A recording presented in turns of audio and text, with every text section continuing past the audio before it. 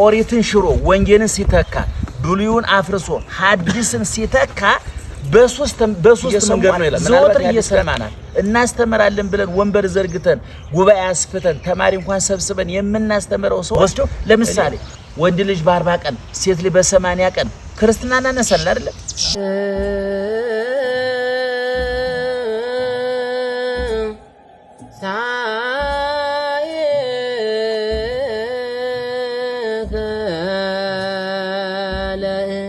እንደምታውቁት የሰሞን ፋሲካ ሰሞን ትንሣኤ ነው ሁለት ስያሜ ነው ያለው እንደሚታወቀው አንደኛ ፋሲካ ይባላል ሁለተኛ ትንሣኤ ይባላል ፋሲካ ከብሉይ ኪዳን የተሻገረ ስሙ ነው ትንሣኤ የሐዲስ ኪዳን ስሙ ነው እንደውም አንዳንድ ሊቃውንት ምን ይላሉ ፋሲካ የሚባለው ዓርብ ነው ምክንያቱም አኮኑ በፋሲካነ ተሰቅለ ክርስቶስ ፋሲካችን ክርስቶስ ታርዷል ፋሲካ ይሄ ሙሴ ከእስራኤል ከግብጽ ከወጡ በኋላ በደመ በግ በበጉ ደም አማካኝነት ያው ሞተ በግ ተከልክሎላቸው በጋርደው ደም አፍሰው ከግብጽ እንደወጡ ይታወቃል ያ እንዳይረሳ ማስተዋሻ እንዲሆን በነገራችን ላይ እግዚአብሔር በጣም ከሚያስደንቁት አሰራሮቹ መካከል በብሉይ ኪዳን የተደረጉ ነገሮች አበው ያደረጓቸው ውሉድ እንዳይረሱ ማስተዋሻ እንዲቀመጥ ተደርጓል ይሄ በጣም አስደናቂ ነገር በተለይ የኢትዮጵያ ኦርቶዶክስ ተዋሕዶ ቤተክርስቲያን የሚገልጣት ይመስለኛል ምን ማለት ነው ይሄ ለምሳሌ እስራኤል 40 ዘመን መና ከሰማይ እየወረደ ውሃ ካለት እየፈለቀ እየተመገቡ እንጀራ ሳይጋግሩ ውሃ ሳይቀዱ ሳይርሱ ሳይቆፍሩ ሲበሉ እንደነበረ መጽሐፍ ቅዱስ ይናገራል አይደል እግዚአብሔር ምን ብሎታል ሙሴን አሮን መሶበ ወርቁን ይፈልፍልና ቆጽለ ወርቅ ረቃቀ ወርቁን እንደ ቅጠል እንደ ላስቲክ እንደ ጋዜጣ ተቀልጦ ወረቀቱ መሶበ ወርቁ ይለበጥና አንዳንድ ጎሞር መና የተሰፍሮ ይቀመጥ በመሶበ ወርቁ በቤተ መቅደሱ ይቀመጥ ብሎታል ለምንድነው ሲባል የኋላ ልጆች አባቶቻቸው እግዚአብሔር እኮኛ 40 ዘመን ስንመጣ መና ከሰማይ እየወረደልን ውሃ ካለት እየፈለቀልን መሮም መዓልተ በደመና ቀን ፀሐይ እንዳያቃጥለን የደመና መጋረጃ ጃንጥላ ዘርግቶ ሌሊት ጨለማው እንዳይጋረን እንዳያስጨንቀን አምደ ብርሃን የብርሃን አምድ ዘርግቶ የኤርትራን ባህር አካፍሎ አሻግሮናል ብላችሁ ተደጋ የተረተረት ነው ውሸት ነው ብለው ይሄን የማይቀበል ትውልድ ይመጣል ያ ትውልድ ሲመጣ ይሄን ታሳዩአቸዋላችሁ የትኛውን በመሶበ ወርቁ ተደርጎ በቤተ መቅደስ የተቀመጠው ምንድነው ከሰማይ የወረደው መና ማለት ነው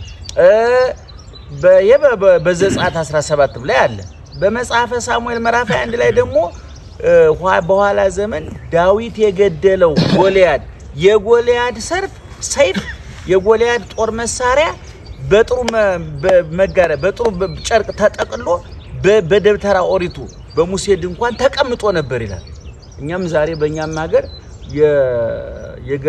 በመርጦ ለማርያም የግራይን ቀሚስ አለ ሲባል ሰምታችኋል የግራይ ቀሚስ አለ የጥንት ጊዜ ስራ የተሰራባቸው መሳሪያዎች ይቀመጣሉ አስቀምጦ ያለ እግዚአብሔር ነው በነገራችን አሁን መናውም ከሰማይ የወረደው መና ምንድነው ብሎ የሚጠይ ይሄ እስራኤላውያን ከግብጽ በጉን አርደው ከግብጽ ከወጡ በኋላ ያ በዓል በየአመቱ በግ እየታረደ ደም እየፈሰሰ ስርዓት ሁሉ ተቀርጾለት 7 10 12 ናችሁ እንዲጨርሱት ናችሁ አንደኛ አይቀቀል ተብሎ አጥንቱ እንዳይሰበር ተብሎ ምክንያቱም ብሉይ ኪዳን የሐዲስ ኪዳን ጽንስ ነው ብለናል እኛ ባለፈው ታስታውሱ እንደሆነ ብሉይ ኪዳን ነፍሰ ጡር ነው ኦሪት ነፍሰ ጡር ናት አርግዛን ማንና ያረገዘችው ወንጌልን ብሉይ ኪዳን ነፍሰ ጡር ነው ማንና አርግዟል ሐዲስ ኪዳን የብሉይ ኪዳኑ መስዋዕት ፋሲካው ነፍሰ ጡር ነው ማንና አርግዟል የሐዲስ ኪዳኑ መስዋዕት አርግዟል ስለዚህ የብሉይ ኪዳኑ በግ እንደሚታወቀው እስራኤላውያን ከግብጽ ነፃ ያወጡበት ስለሆነ በየአመቱ በግ ያረንደውም መቼ በጉ እንደሚታሰር ስንት ቀን ታስሮ እንደሚቆይ ስንት ሰዓት እንደሚታረድ ዝርዝር ጉዳዩ በጠቅላላ መመሪያው እግዚአብሔር አውጥቶ በሙሴ አማካኝነት ለህዝቡ ነግሯቸው ያ መስዋዕት ይሰዋ ነበር ከዛ እንደውም ስትበሉት ያው ታውቃላችሁ ጫማችሁን አድርጋችሁ ቀበቷችሁን ታጥቃችሁ ኮፍያችሁን አድርጋችሁ ተዘጋጅታችሁ ብሉት። ምክንያቱም ለጊዜው እነሱ መንገደኞች ስለሆኑ ነው አይደለም። መንገድ ያሰበ ሰው አይዝረከረክም። ለሐዲስ ኪዳን ግን ኮፍያ አድርጋችሁ የኮፍያ አድርጋችሁ ማለት አክሊለ ሦኩን እያሰባችሁ ጫማችሁን አዝባችሁ ማለት ወንጌልን ተጫምታችሁ ተሲነን ኃይለ ወንጌል ዘበሰላም ቅዱስ ጳውሎስ የሰላምን ወንጌል ተጫምተን ይልልን ወንጌልን ጫማ ይላታል። ዝናራች ታጥቃችሁ ማለት ወይኩን ሀቆይኩ ቅኑተ ሀቆይኩም ወገባች ታጠቀ ማለት ንጽህናን ይዛችሁ ብትራችን ይዛችሁ ማለት መስቀሉን እያሰባችሁ መራራ ነገር አድርጉበት። ለጊዜው የሚበሉ ቂጣ ስለሆነ ኮዳቸው እንዳይይዛቸው ነው መራራ አድርጉበት የተባለ። ለጊዜው ግን ሰሪባህ ሞት ኮምጣጤ መጠጣቱን እያሰባችሁ ስጋውን ብሉ ደሙን ጠጡ ለማለት ነው። ስለዚህ ሁሉ ጊዜ የሐዲስ ኪዳን መጻሕፍትን የብሉይ ኪዳን መጻሕፍትን ስናነብ እያንዳንዱ ምዕራፍ በምዕራፍ የቱ ጋር ነው ሐዲስ ኪዳን የሚያመለክቱ ብለን ማየት አለብን። ምክንያቱም ብሉይ ኪዳን ቅድም እንዳልኩት የሐዲስ ኪዳን ጥላ ነው። ሐዋርያው ቅዱስ ጳውሎስም በዚህ በዕብራውያን 10 ላይ ተናግሮታል። ይሄ ጥላ ነው። ብሉይ ኪዳን የሐዲስ ኪዳን ጥላ ነው። ሰዎቹ እንደውም ታላቁ ሊቅ ዮሐንስ አፈወርቅ ምን ይላል? ወበከመ ሀሎ ፍልጠት ማእከለ አሮን ወክርስቶስ፣ በክርስቶስና በሙሴ በክርስቶስና በአሮን መካከል ያለው ልዩነት ያህል ይላል ከመው ሀሎ ፍልጠት ማእከሌ ነው ማእከሊሆም ላይ በእኛና በአይሁድ መካከል የዛን ያህል ርቀት አለ።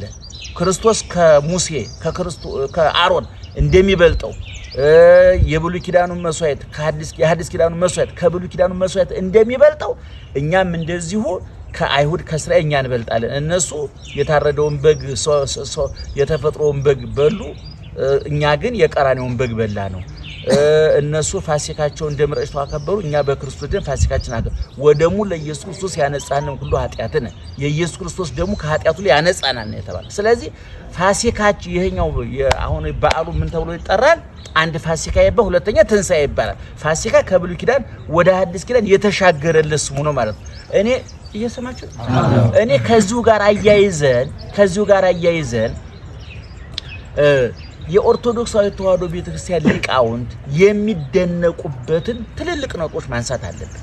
የኢትዮጵያ ቤተክርስቲያን ብሉይን ከሐዲስ አስማምታ ያዘች ቤተክርስቲያን ናት።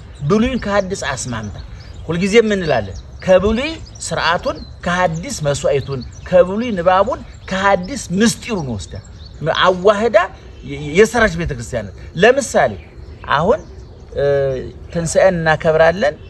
ከትንሣኤ ሳምንት ደግሞ ዳግም ትንሣኤን እናከብራለን አይደለም። ይሄ ዝም ብሎ በጠራ ሜዳ ስለተፈለገ የተደረገ አይደለም።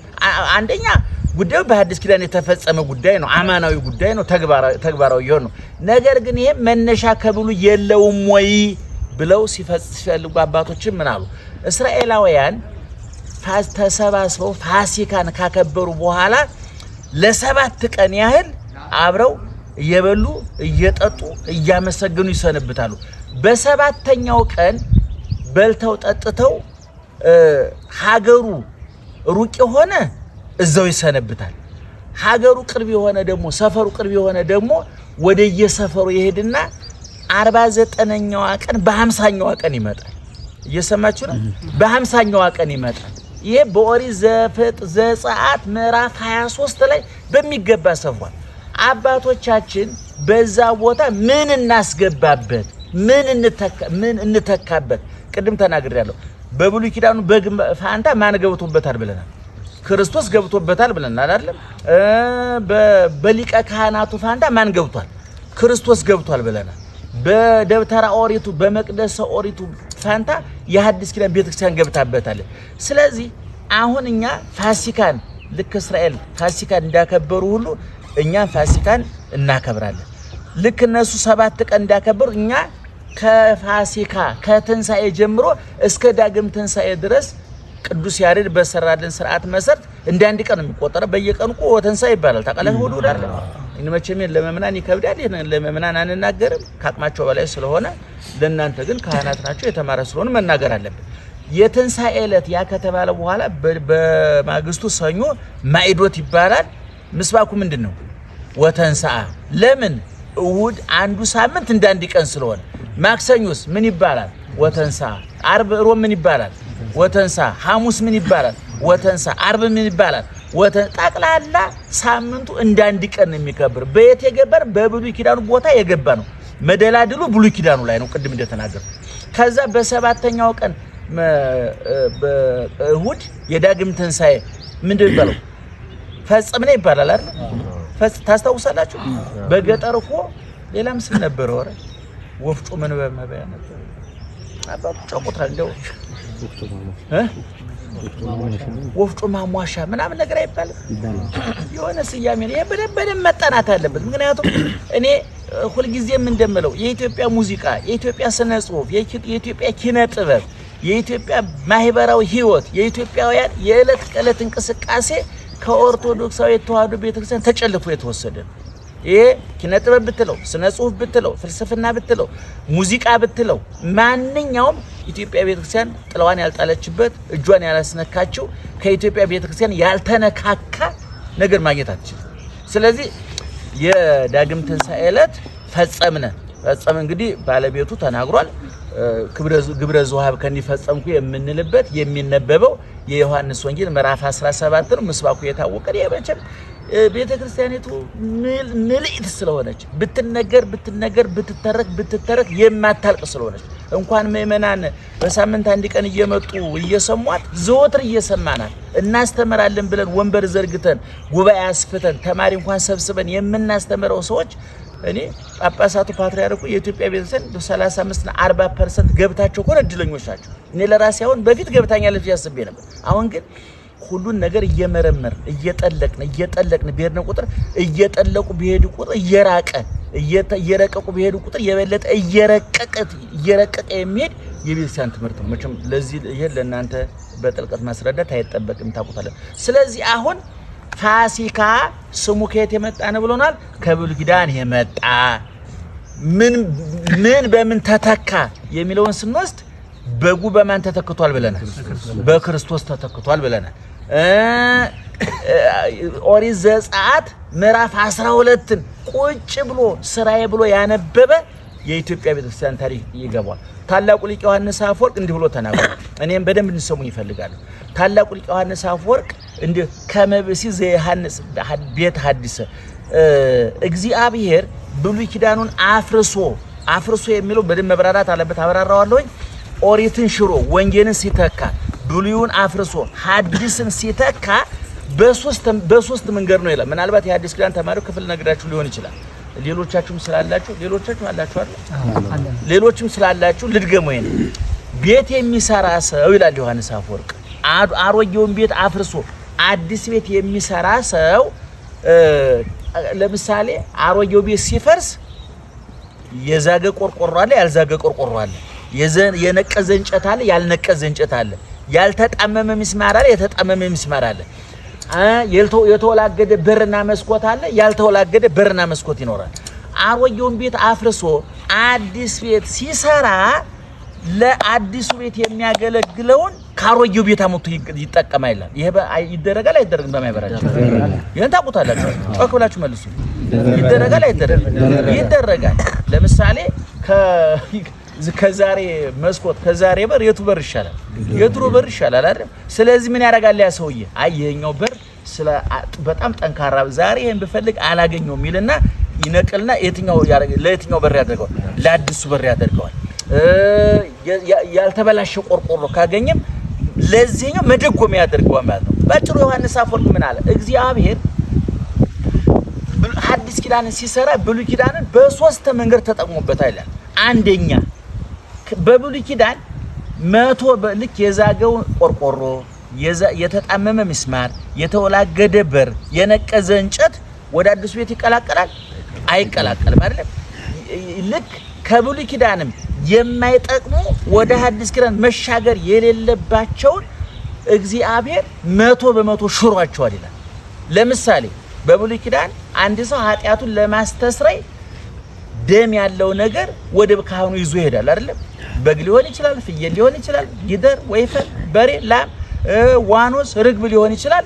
ብቻ ዘንበለ ደም ይሰራይ ኃጢያት ያለ ደም ኃጢያት ስለማይሰረይ ያ ሰውዬ ይዞ ይሄዳል። ለምሳሌ አንተ ማን አጠገብ ያለ አባ ዮሐንስ አሁን ለምሳሌ እርሶ ኃጢአተኛ ነው ጻድቅ እያልኩት አይደለም ኃጢአት ቢሰሩ በብሉይ ኪዳን ምን ይዘው ይመጣሉ ወደኔ በግ ፍየል ይዘው ይመጣና እርሶ አጠገቤ ይቆማሉ ኃጢአቶትን ለኔ ይነግሩኛል እኔ እበጉ ራስ ላይ ጭኜ ጸልይበታለሁ አሁን የእርሶ ኃጢአት በእኔ ጸሎት አማካኝነት ወዴት ይሸጋገራል ወደ በጉ ይሸጋገራል ለምሳሌ እርሶ ሰርቀው ሊሆን ይችላል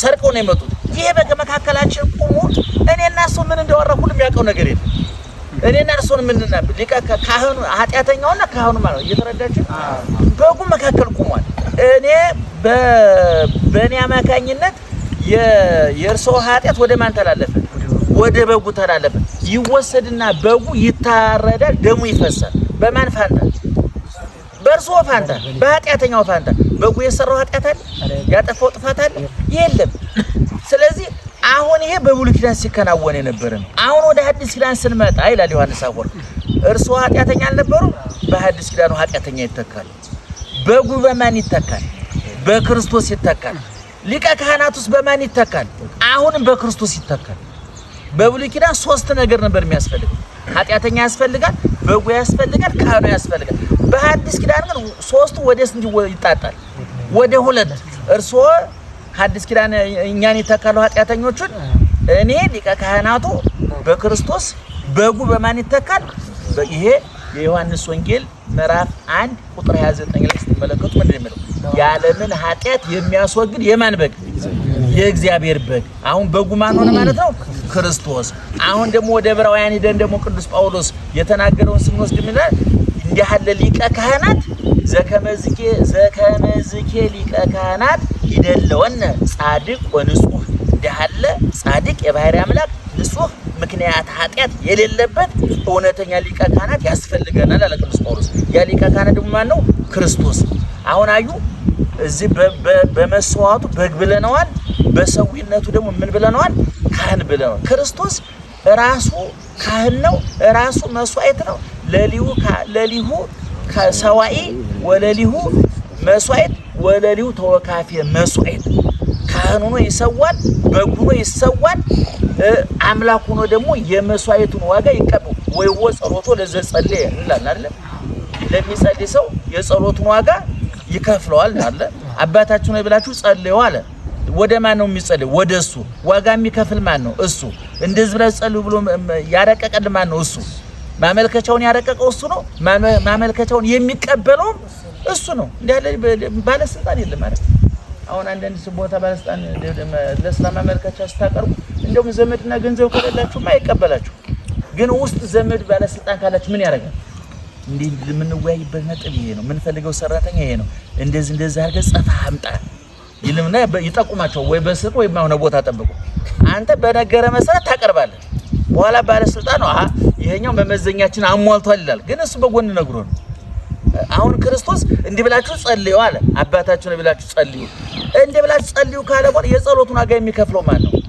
እንደዛ አስተካክላችሁ አምጥና እንዴት አይነት አምላክ እንዳለን የፈጣሪ እንዳለን እኮ በጣም የሚገርም ስለዚህ አሁን በብሉይ ኪዳን ቅድም እንዳልኳችሁ በጉ ታረደ ደሙ ፈሰሰ የእርሱ ኃጢአት ተሰረየ ወደ አዲስ ኪዳን ሲመጣ እርሱ አበበ ምን ተተክቷል በመመናን ሐዲስ ማለት ነው አይደል በእኛ ተተክቷል ማለት ነው በጉ በማን ተተካ በክርስቶስ ሊቀ ካህናት በማን ተተካ በክርስቶስ ይሄ ከብሉይ ኪዳን ወደ አዲስ ኪዳን የተሻገረ ቅዱስ ጳውሎስ ዕብራውያን የጻፈው ለእስራኤላውያን ስለሆነ ከ14ቱ መልእክቶቹ የተለየው ለምንድን ነው ዕብራውያን ለምሳሌ ለሮሚ አህዛብ ምእመናን ለቆሮንቶስ አህዛብ ምእመናን እንጨት ድንጋይ ጣዖት ፀሐይ ጨረቃ ከማምለክ ለመጡ ሰዎች ሊቀ ካህናቱ እንዲህ ነው ደብተራ ኦሪት እንዲህ ነው ቤተ መቅደሱ እንዲህ ብላችሁ ምን እያወራን ነው የሚሉት ግን ለዕብራውያን የጻፈው መልእክት ይመልከቱ የዕብራውያን መልእክት እኮ በጣም የረቀቀ ጽሑፍ ነው አይደል አንድ አረማዊ ቢያነበው አይገባው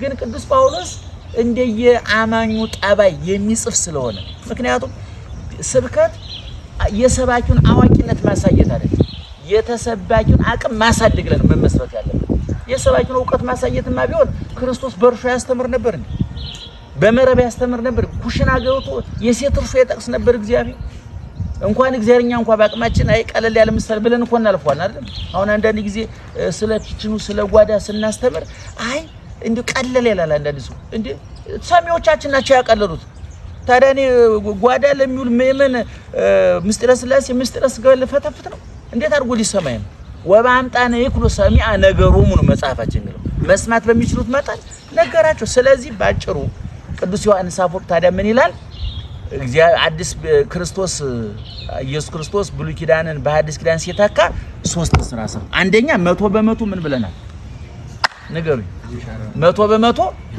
የተሻሩ ለምሳሌ በበግ ደም በፍየል ደም በእንስሳት ደም ኃጢአት ማስተስረይ ስንት ከመቶ ነው የተሻረው አቤት ፍጹም ነው የተሻረው ፍጹም ነው የተሻረው እኛ ዛሬ በግ ፕሮቲን አለው ስጋው ይጠቅማል ይጎዳል ከሚለው ከጤና አንፃር እንበለዋለን እንጂ የበግ ደም 100 በግ ብታርድ ገንዘብ ይባከናል እንጂ ኃጢአት አይነቃነቅም ምክንያት በጎቹ በማን ተተክቷል ብለናል በክርስቶስ ብዙሃን ነቢያት ሞቱ ዋልቦ ዘበቋ ሞቶ ታላቁ ቄርሎስ ሲናገር እንኳን በጎቹ ፍየሎቹ ነቢያት እንኳን ሞቶ ያመጡት ለውጥ የለም ማለት ሞቶ ነው የቀሩት ምንም ለውጥ አላመጡ እንኳን በጎቹ ነቢያት እንኳን ለውጥ አላመጡ ስለዚህ ክርስቶስ በሐዲስ ኪዳን 100% የሻራቸዋሉ ማለት ነው ሁለተኛ ባለበት ያጸናቸዋሉ አለ በደንብ ስሙ ስንተኛው ማለት ነው ባለበት ያጸናቸዋሉ ለምሳሌ አክብር አባከ ወእመከ አክብር ሰንበት ወለአምላክከ ሰንበትን አክብር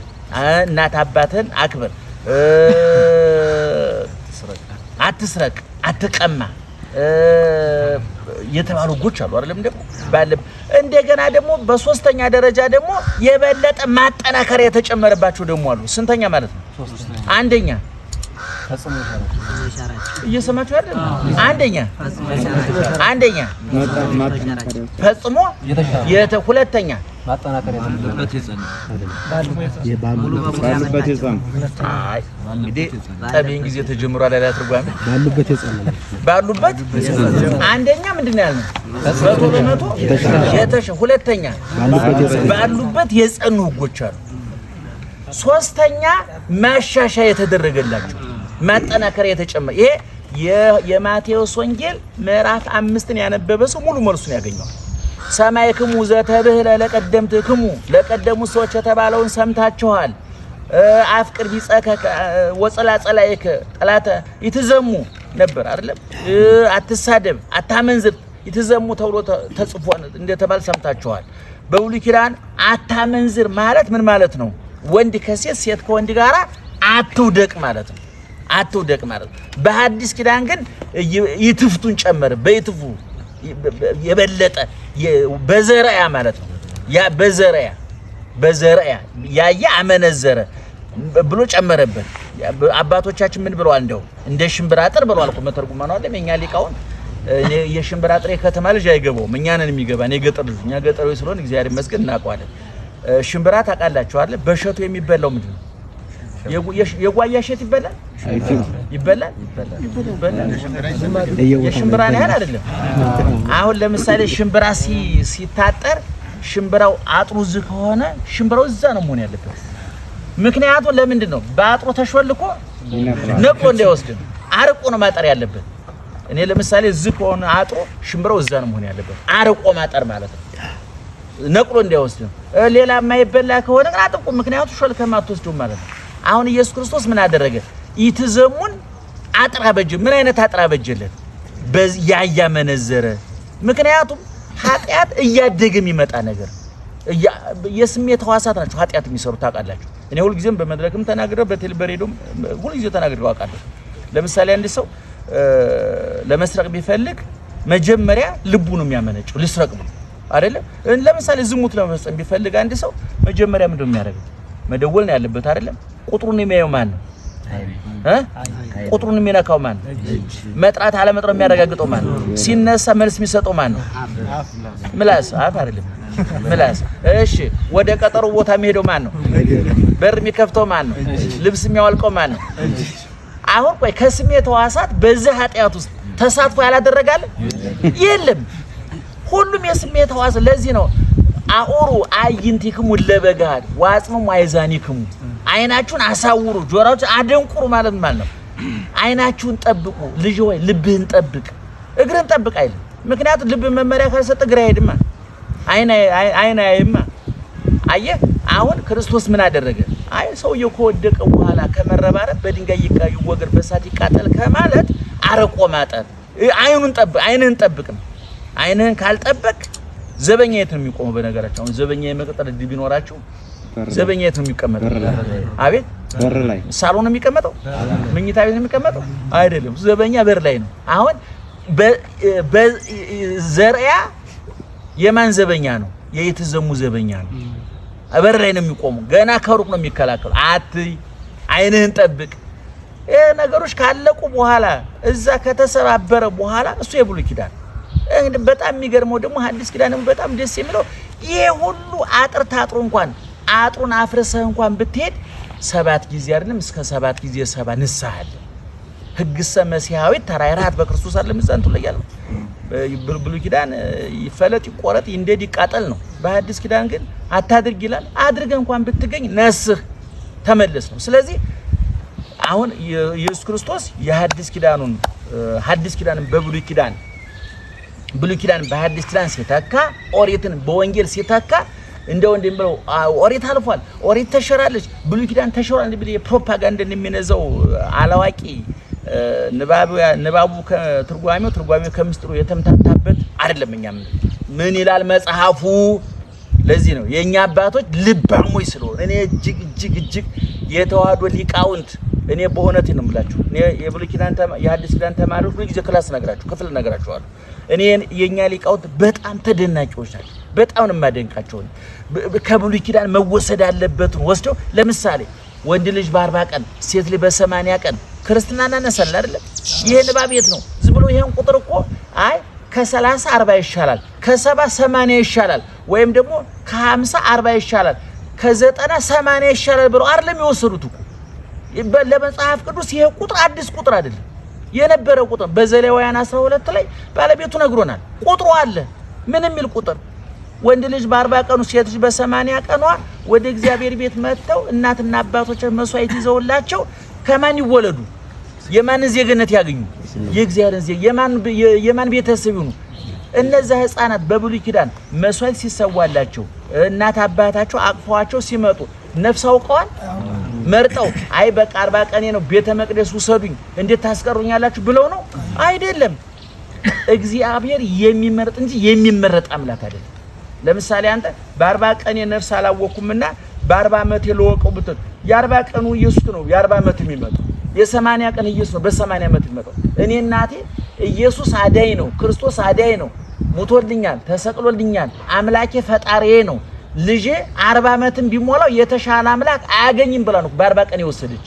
ይሄን በደንብ ማስረዳት አለብን፣ ማወቅ አለብን። ለሚያምን ሰው ነው ዝም ብሎ ለቲክቶክ አርበኛ የቲክቶክ አርበኛ እኮ የቲክቶክ ሊቃውንት አሉ አይደል?